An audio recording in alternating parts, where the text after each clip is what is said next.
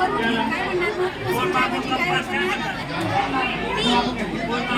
सकाळी लवकर उठली कुसुमने सकाळी आई बाबांना नमस्कार केला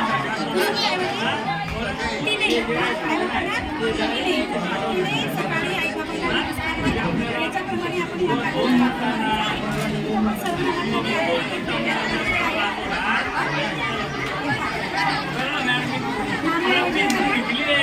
सर्वांना वाचायचंय माझा भाऊ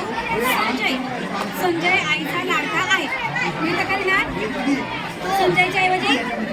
तो आईचा लाडका आहे संजय अभ्यास नेहमीच करतो तो अभ्यास नेहमीच करतो